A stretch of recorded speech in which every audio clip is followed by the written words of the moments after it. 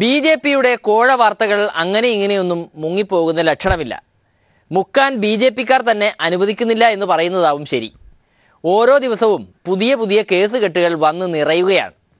ഇന്നിപ്പോൾ ഇതാ ചെന്നിത്തലാജിയും ബി.ജെ.പിക്കെതിരെ രണ്ട് പറയാൻ തന്നെ തീരുമാനിച്ചിരിക്കുന്നു. മെഡിക്കൽ കോഴയെന്ന അഴിമതി മഞ്ഞുകട്ടയുടെ അറ്റം മാത്രമാണ് ഇപ്പോൾ കണ്ടിരിക്കുന്നതെന്നും അതിൻ്റെ ബാക്കി ഭാഗം ബി.ജെ.പിക്കാർ എത്രയും പെട്ടെന്ന് കാണിച്ചു തരട്ടെ എന്നും ചെന്നിത്തലാജി ആശിക്കുകയാണ്. എന്തായാലും മെഡിക്കൽ കോഴയിൽ അന്വേഷണ കമ്മീഷൻ തൊട്ടപ്പോൾ തന്നെ ബാക്കി എല്ലാ കോഴകളും മറനീക്കി പുറത്തു വന്നു കഴിഞ്ഞു.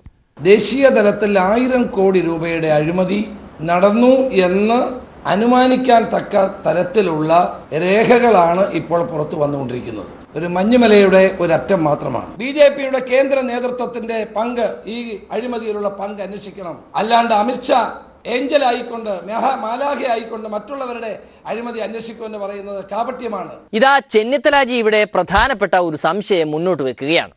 അതായത് കോഴ കൊടുത്തിട്ടും എന്തുകൊണ്ട് പാവം മെഡിക്കൽ കോളേജ് മുതലാളിയായ ഷാജിക്ക് പുതിയ സീറ്റുകൾ കിട്ടിയില്ല? മുഴുവൻ തുകയും കൊടുക്കാത്തത് കൊണ്ടാണെന്നാണല്ലോ പറയുന്നത്. അപ്പോൾ മുഴുവൻ തുക കൊടുത്ത എത്ര പേർക്ക് ഇത് കിട്ടിയിട്ടുണ്ട് എന്നും അറിയണമല്ലോ. അതാണ് സംശയം. കേരളത്തിൽ ബി.ജെ.പി നടത്തിയ ഉൾപാർട്ടി അന്വേഷണം അനുസരിച്ച് മെഡിക്കൽ കോളേജുകളുടെ അനുമതിക്ക് വേണ്ടി പാർട്ടി നേതാക്കന്മാർ ഇടനിലക്കാരായി നിന്ന് വൻ തുക കോഴയായി വാങ്ങി എന്നുള്ളതാണ്. ഇതാണ് പറയുന്നത് കക്കാൻ പഠിച്ചാൽ പോരാ, നിൽക്കാനും പഠിക്കണമെന്ന്. ഒരഴിമതി നടത്തുമ്പോൾ അതിൻ്റെ രീതിക്കൊക്കെ നടത്തണ്ടേ? അതുപോട്ടെ, ഇതിനിടയ്ക്ക് ഈ കോഴ വാർത്തയെപ്പറ്റി മിണ്ടുന്നവരുടെയെല്ലാം കരണക്കുറ്റി അടിച്ചു പൊളിക്കാൻ ബി.ജെ.പി ആളുകളെ ഏർപ്പാടാക്കിയിട്ടുണ്ടത്രേ. നമ്മുടെ ശോഭാ സുരേന്ദ്രൻ ആ സുധീഷ് മിന്നിക്കെതിരെ പരസ്യമായി തന്നെ കൊട്ടേഷൻ കൊടുത്തു കഴിഞ്ഞു. സുധീഷ് മിന്നി എന്ന് പറയുന്നവൻ ഭ്രാന്തനാണ്. അവനെ സംബന്ധിച്ച് അവൻ RSSന്റെ പ്രചാരകനാണ് എന്ന് പറഞ്ഞ് കഴിഞ്ഞ കുറെ നാളുകളായി കേരളത്തിൽ ചർച്ച നടത്തിക്കൊണ്ടിരിക്കുകയാണ്. ഞാൻ ഇന്നലെ പയ്യന്നൂരിൽ വെച്ച് പ്രസംഗിക്കുകയുണ്ടായി. ബി.ജെ.പിയുടെ ഉത്തരവാദിത്തപ്പെട്ട സംസ്ഥാന ജനറൽ സെക്രട്ടറി എന്നുള്ള രീതിയിൽ സുധീഷ് മിന്നിയോട് ഞാൻ പറയാൻ ആഗ്രഹിക്കുന്നു, ഇത്തരത്തിലുള്ള വേഷം കെട്ടുമായി കേരളത്തിന്റെ പൊതുവീതിയിൽ ബി.ജെ.പിക്കെതിരെ ഇല്ലാത്ത കള്ളക്കഥകൾ ചമച്ച് ഇങ്ങനെ മുന്നോട്ട് പോകാനാണ് ഭാവമെങ്കിൽ അവന്റെ കാരണക്കുറ്റി അടിച്ചു പൊളിക്കാൻ തന്റേടമുള്ള സ്ത്രീകൾ ഈ പാർട്ടിക്കകത്തുണ്ട് എന്ന് അവനെ ബോധ്യപ്പെടുത്തുകയാണ്. എവിടെ നിന്നാണോ P.K. കൃഷ്ണദാസ് 1 കോടി രൂപ വാങ്ങിയത്? താൻ ഈ ചാനലിനകത്തിരുന്ന് ബി.ജെ.പിയുടെ നേതാക്കന്മാർക്കെതിരെ ഇല്ലാത്ത കളവുകൾ പറയുമ്പോ എടോ തനിക്കൊക്കെ നാണവും മാനവും ഉണ്ടോ? താൻ എന്നാണോ RSSന്റെ പ്രചാരകനായത്? താൻ എന്നാണോ RSSൽ പ്രചാരക പ്രവൃത്തി ചെയ്തിട്ടുള്ളത്? 13 വയസ്സ് മുതൽ സംഘടനാ പ്രവർത്തനത്തിൽ വന്ന ആളാണ്. 10 വർഷം RSSന്റെ മുഴുവൻ സമയ പ്രവർത്തകയായിരുന്നു ABVPയുടെ ബാലഗോകുലത്തിന്റെ. താൻ എന്നാണോ പ്രചാരകനായി പ്രവർത്തിച്ചിട്ടുള്ളത്? RSS എന്ന് പറയുന്ന മഹാപ്രസ്ഥാനത്തിൽ ഒരു നിമിഷം പോലും പ്രവർത്തിക്കാത്ത താൻ ഈ പ്രസ്ഥാനത്തിന് അവമതിപ്പുണ്ടാക്കുന്ന രീതിയിൽ ഇല്ലാത്തത് പ്രചരിപ്പിച്ചുകൊണ്ട് ഞാൻ പ്രചാരകനായിരുന്നു എന്ന് പറഞ്ഞ് വേഷം കെട്ടുമായി നീ പൊതുരീതിയിൽ ഇറങ്ങിയാൽ വഴി നടക്കില്ല എന്ന് പറയാൻ വേണ്ടിയിട്ടാണ് ഞാൻ ഈ പ്രതികരണം ചോദിച്ചു വാങ്ങിയത്. സുധീഷ് മിന്നി പറഞ്ഞോളൂ. എന്റേതല്ല, ആ ചാനൽ ചർച്ചയിൽ മറ്റൊരാളിരിക്കുന്നുണ്ടല്ലോ, ഭർത്താവ്. ആ ഭർത്താവ് തിരിച്ചടിക്കണം. കരണക്കുറ്റിയിൽ അടിക്കുമെന്നാണ് പറഞ്ഞിരിക്കുന്നത്. ഞാൻ പറയാം, എന്റെ പൊതുയോഗ സ്ഥലം ഞാൻ പറയാം. ഞാൻ ശനിയാഴ്ചയും ഞായറാഴ്ചയും കൊല്ലത്തും തിരുവനന്തപുരത്തും ഉണ്ട്. നിങ്ങൾക്ക് അവിടെ വന്ന് അടിക്കാം. അത്ര ചങ്കുറ്റമുള്ള ബി.ജെ.പിക്കാരുണ്ടെങ്കിൽ. സ്ത്രീകൾ പാർട്ടിയിലായാലും സമൂഹത്തിലായാലും ഉയർച്ച കൈവരിക്കുന്നത് വളരെ വളരെ നല്ല കാര്യമാണ്. പക്ഷേ മറ്റുള്ളവന്റെ കരണക്കുറ്റി അടിച്ചു പൊളിച്ച് വലിയ നേതാവാകുക എന്നൊക്കെ പറഞ്ഞാൽ എന്തൊരു കഷ്ടമാണ്. വിൻസെന്റിന്റെ കാര്യത്തിൽ കോൺഗ്രസ്സുകാർ വലിയ മാതൃകയാണ് കാണിച്ചുകൊണ്ടിരിക്കുന്നത്. ചീത്തപ്പേരുണ്ടാക്കിയതിന് പാർട്ടിയിൽ നിന്ന് മാറ്റി നിർത്തി. പക്ഷേ മണ്ഡലത്തിലെ ജനങ്ങൾ MLA ആയി സഹിക്കണം. വിൻസെന്റിനെ പെടുത്തിക്കളഞ്ഞ ഗൂഢശക്തികളെ കണ്ടെത്താനുള്ള പരിപാടിയിലാണത്രേ ഇപ്പോൾ ഹസൻജിയും കൂട്ടരും. ഞാൻ കഴിഞ്ഞ പത്ര സമ്മേളനത്തിൽ പറഞ്ഞതുപോലെ വിൻസെന്റിനെതിരെയുള്ള ഈ ഒരു സ്ത്രീയുടെ ആരോപണം അവിശ്വസനീയവും അടിസ്ഥാനരഹിതവുമാണ് എന്നുണ്ടെങ്കിലും ഒരു സ്ത്രീ തന്നെ ഒരു MLA പീഡിപ്പിച്ചു എന്ന് പോലീസിൽ പരാതി കൊടുത്ത പശ്ചാത്തലത്തിലാണ് ഞങ്ങൾ ധാർമ്മിക മൂല്യങ്ങൾ ഉയർത്തിപ്പിടിച്ചുകൊണ്ട് തന്നെ വിൻസെന്റിനെ കുറ്റവിമുക്തനാവുന്നതുവരെ ഔദ്യോഗിക സ്ഥാനങ്ങളിൽ നിന്ന് മാറ്റി നിർത്താൻ ഇത് രാജിവെക്കണമെന്നാവശ്യപ്പെട്ടുകൊണ്ട് മാർക്സിസ്റ്റ് പാർട്ടി നടത്തുന്ന ഈ സെക്രട്ടേറിയറ്റ് മാർച്ച്, ഇതിനു മുമ്പ് ഒരു MLAയുടെ പേരിലും ഇത്തരം ആരോപണം വന്നപ്പോൾ അങ്ങനെ ഒരു രാഷ്ട്രീയ മാർച്ച് നടത്താൻ തയ്യാറാകാത്ത മാർക്സിസ്റ്റ് പാർട്ടിയുടെ തികച്ചും രാഷ്ട്രീയ പ്രേരിതമായിട്ടുള്ള രാഷ്ട്രീയ മുതലെടുപ്പിന് വേണ്ടി മറ്റുള്ള പാർട്ടികളുടെ നേതാക്കൾക്ക് ആർക്കെങ്കിലും ഇങ്ങനെ ഒരു ഗതി വരുമ്പോൾ തങ്ങൾ ബഹളം ഉണ്ടാക്കുന്നില്ലല്ലോ എന്നാണ് ഹസൻജി ചോദിക്കുന്നത്.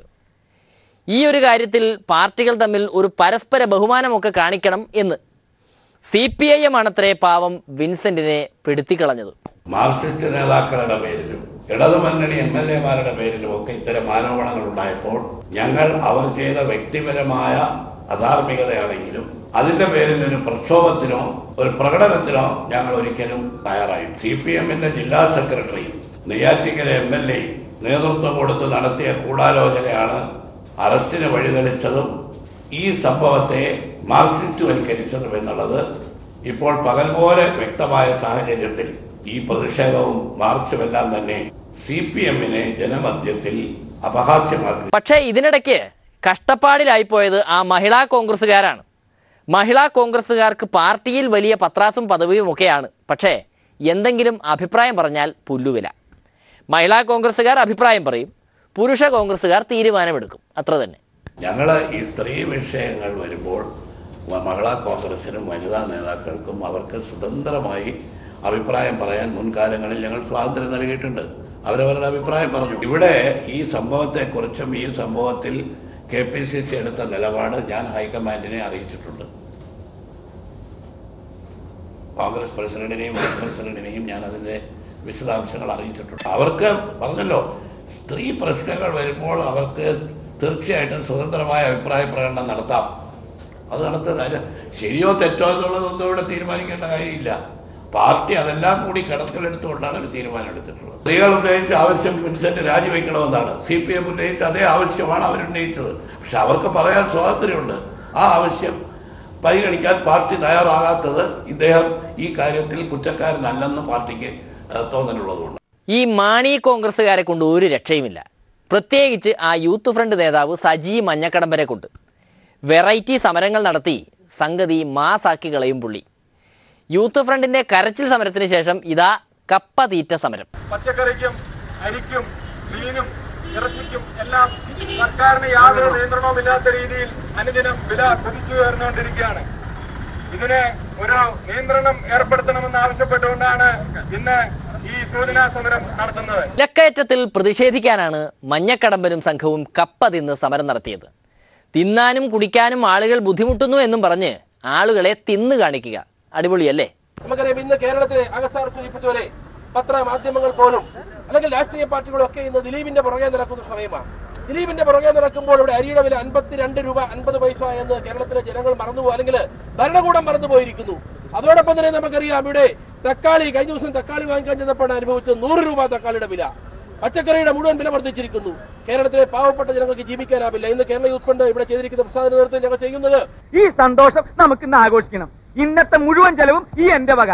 പക്ഷേ ഒരു തീറ്റ മത്സരത്തിനല്ല നമ്മൾ പോണത്, അത് മനസ്സിൽ വെച്ചാൽ മതി. കോട്ടയത്തെ പ്രത്യേക സംരക്ഷിത വിഭാഗമായ മാണി ഗ്രൂപ്പിന് തങ്ങളുടെ സ്വത്വത്തിൽ ഒരു തിരിച്ചറിവുണ്ടായിരിക്കുകയാണ്.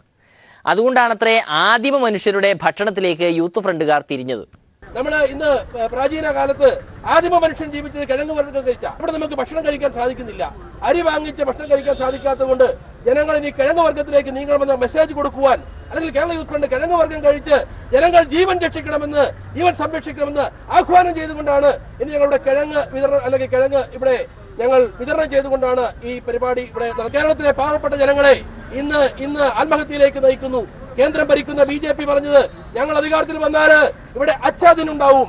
ഇവിടെ ഇടതുപക്ഷ ജനാധിപത്യ മുന്നണി അധികാരത്തിൽ വരുന്നതിന് വേണ്ടി പറഞ്ഞു, ഞങ്ങൾ അധികാരത്തിൽ വന്നാൽ എല്ലാം ശരിയാകുമെന്ന് പറഞ്ഞു. ഇപ്പോൾ ഒന്നും ശരിയായിട്ടില്ല. ഇവിടുത്തെ ജനങ്ങൾ പട്ടിണി കിടന്ന് മരിക്കാൻ പോകുന്ന സാഹചര്യം ഉണ്ടായിട്ട് കേന്ദ്ര സംസ്ഥാന ഗവൺമെന്റുകൾ, ഭരണാധികാരികൾ അവർ കണ്ണടച്ചിരുട്ടാക്കുന്നു. അവരുടെ കണ്ണു തുറപ്പിക്കുവാണ് കേരള യൂത്ത് ഫണ്ട് പ്രതീകാത്മക സമരം നടത്തുന്നത്. വെള്ളാപ്പള്ളിയുടെ BD പാർട്ടിക്ക് UDF-ൽ കയറിക്കൂടിയാൽ കൊള്ളാമെന്നുണ്ടത്രേ. വെള്ളാപ്പള്ളിയോടുണ്ടായിരുന്ന കോൺഗ്രസ് വിരോധമൊക്കെ പഴങ്കഥയായെന്ന് ഹസൻജി പറയുന്നു. BDJS-നെ NDA-യിൽ ചേർത്തതിന് ആ പാവം BJP-ക്കാർ അനുഭവിക്കുന്നതൊന്നും ഈ ഹസൻജി കാണുന്നില്ലയാവോ?